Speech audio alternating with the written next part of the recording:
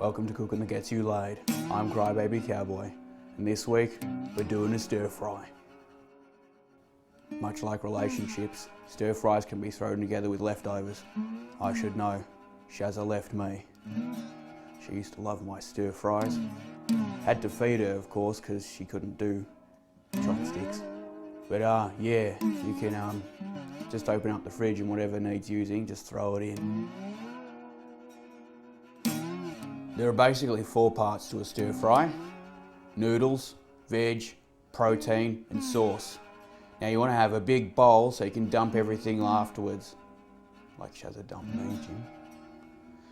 Alrighty. Also grab some tongs and a big pot. Some people insist on using a wok. If you do, go wok yourself. Grab a pack of those already soft noodles and whack them in your bowl. Chop your veg. This is the most time consuming part and it only takes as long as you can be stuffed doing it. The only thing you need to know about chopping this stuff is to try and get things in a similar size so it is pleasurable to eat. Ooh la la as.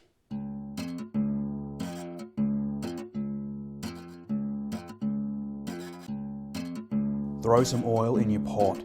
Crank the heat high up and keep stirring everything. If you can't be stuffed stirring constantly, turn the heat down so nothing burns.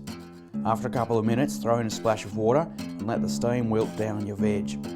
If you like crunchy veg, you leave it on for a couple of minutes until it's done, but if you like it limp and apologetic, keep it on the heat for longer and maybe add a little bit more water to steam it some more. Dip your veg in the big bowl and any of that hot water that's in the bottom can go in as well. That'll cook your noodles as well as keeping everything in one spot for you. We're about to start chopping up the meat. If you've got some fresh herbs to add, now's the time to chop them up. Then grab your serving bowl out and whack them in there. Now protein. If you don't want meat, I'd highly recommend you use fried tofu, firm tofu, or mushrooms. If you do go with mushrooms, you can add them with the veg in the previous step. If you go and end up with some silken tofu, and it's been known to happen, you need to add that stuff in right at the very end, on top of your bowl of served food. Because otherwise, if you stir it through, it'll break up with you, and then your heart will never heal.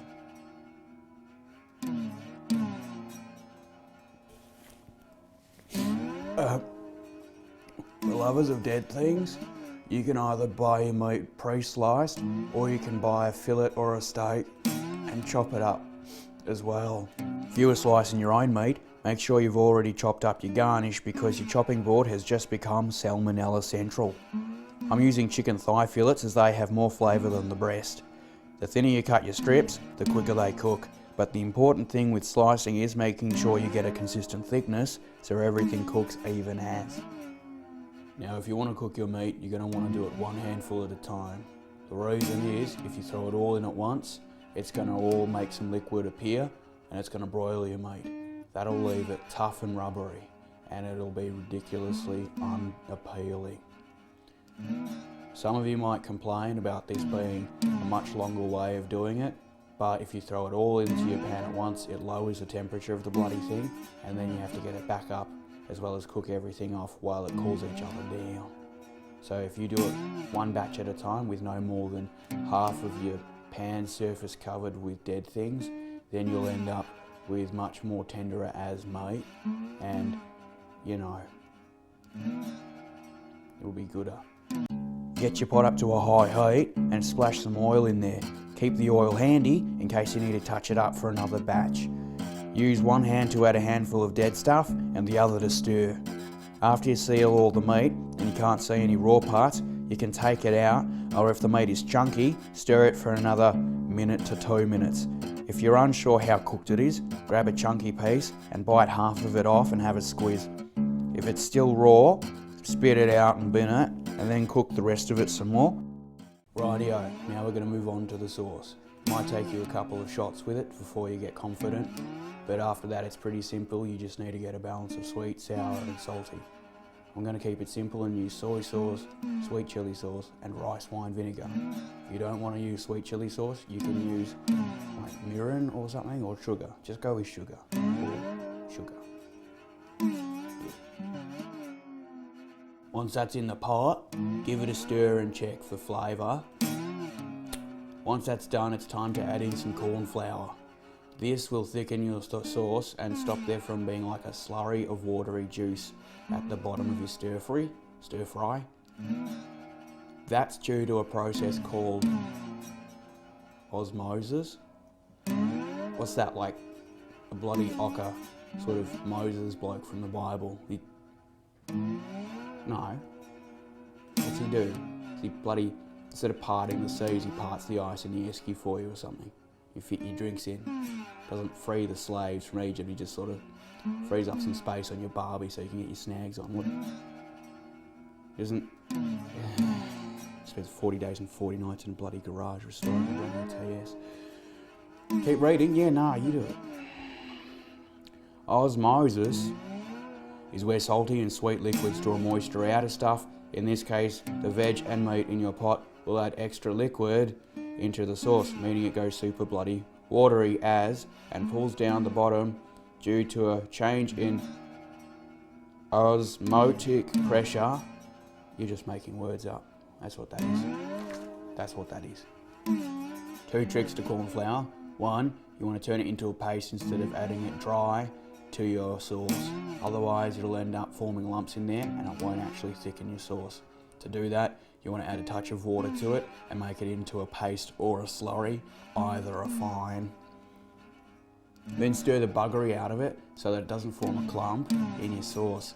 You want to make sure that when you're adding it to your sauce, that the sauce isn't piping hot. Otherwise, it'll thicken as soon as it hits and you won't be able to stir it through even. You'll just end up with a lump. And then the other thing to watch out for are enzymes in your saliva. Apparently double dipping a spoon or finger could stop the corn flour thickening, really. So you may want to just like not double dip and adjust the balance of your sauce after the cornstarch has been added and stirred through. I don't know what I just read. Once the corn flour is stirred through, put the pot back on the heat and add about 1/4 cup of water. As the sauce heats up, it will also evaporate, so having that extra water is going to keep the sauce lush as. If your sauce is too thin, make some more corn flour paste and add it in. Being careful to stir it through quickly if your sauce is simmering, otherwise it could turn into a lump. If your sauce is way too thick, add some more water and or sauces to thin it down. Don't make it too thin, as the bloody big bowl of food will have some liquid in the bottom of it, and that's also going to thin it down. Once you're stoked as with your sauce, chip your bowl of food in and stir it.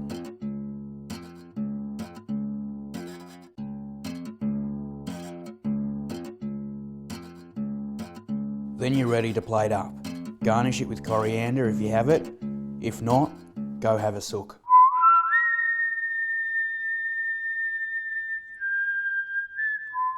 There you go, a basic but a bloody good stir fry.